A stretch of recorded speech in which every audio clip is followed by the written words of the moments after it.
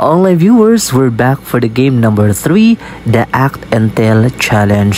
Sa larong ito, kailangan pag-usapan at i-orient ang ating mga players habang sila ay nagpapaypay at pawis na pawis dahil yan sa katatapos lamang na game number 1 which is the Nguso-Nguso Challenge at game number 2 na Bugaw Langaw Challenge. So, kailangan i-orient at pag-usapan dahil medyo hindi na Gen Z ang ating mga players. So, ito ay para magkasundo-sundo at malaman kung paano nga balaruin ang Act and Tell Challenge na kung saan ino-orient sila ng ating team engagement POC na si Renz Gotlo at Henry Santos. Mukhang magsisimula na sila. Tara, panoorin natin.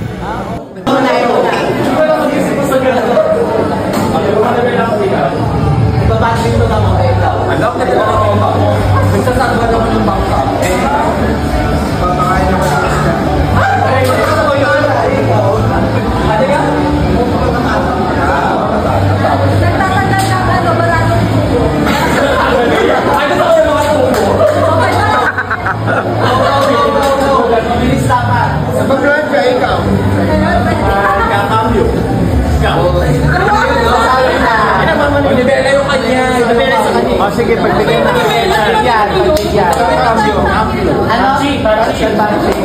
Pwede. Ibibistay ako ikaw. Ibibistay ako.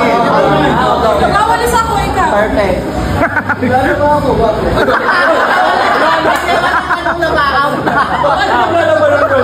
Okay, trial lang yun.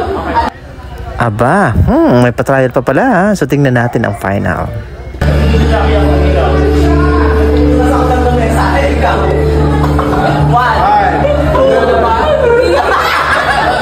Nagkala ba nagpupula eh, no? Bakit kaya ka kasi tayo sa tangka, no?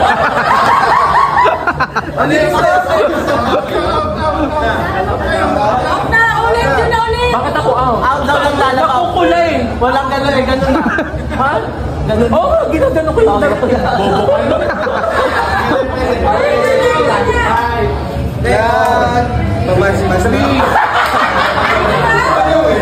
Out, diretso, pasa ako na. Diretso. Ipapatay mo ng kanila, di ikaw. Oo, nga pinila. Nagpapadyong ako.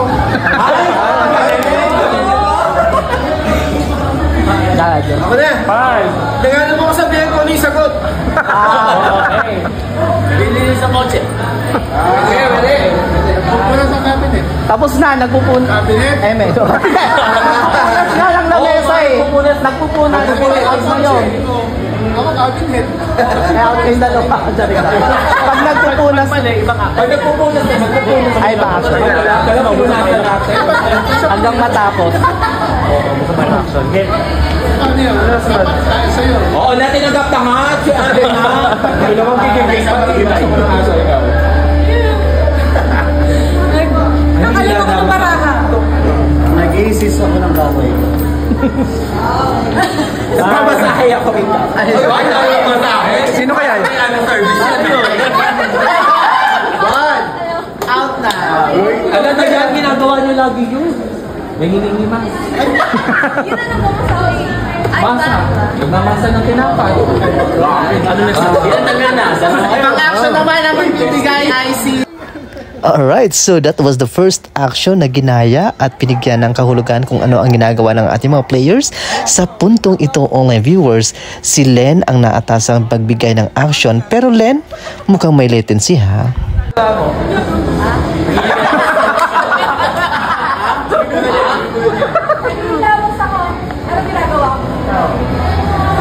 Mamassage ako ng face. Ang hirap naman.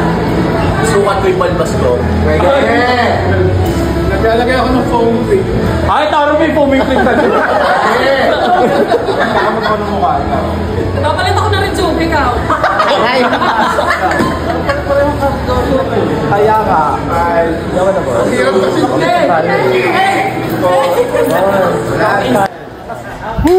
Ping, mukhang nablangko tayo, Ping ha? Naku, Ping, kakaisip mo yun sa kanya, Ping. Mag-let go na kasi. Eme.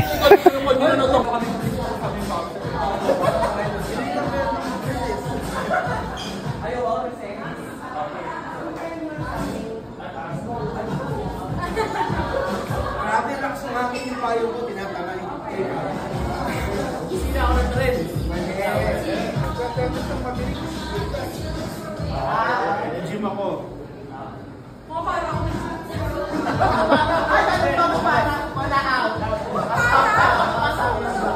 Kami pa pumama ng tiktik. Sabi na kumakal na, di ba? Sabi na kawakan niya. Mga para ako.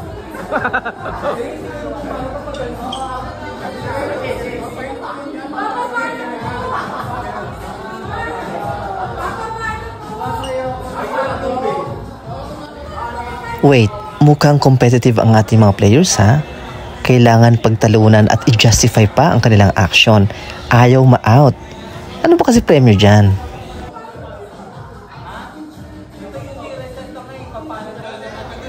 At eto na, paunti na ng paunti ang ating mga players. Sa puntong ito, pabilisan mag-isip kung ano ang action na ginagawa nila. Tara, panoorin natin. Ayoko magbigay. Sige, mag-iisip na ako dito.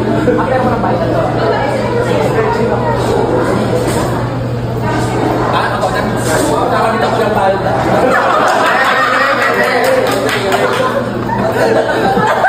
Alama ko na. Alaki ng palda.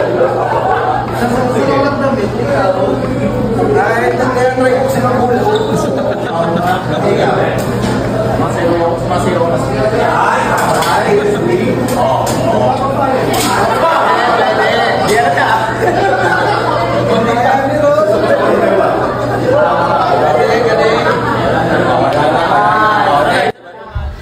At sa puntong ito, online viewers, mukhang may nawala na ng iisipin. So, ang panalo sa larong Act and Tell Challenge ay walang iba kundi si TLRV is the winner! At dyan po nagtatapos ang larong Act and Tell Challenge. Ito pa rin po si Jeffrey Siglat, ang kapitbahay ni Kuya Eme.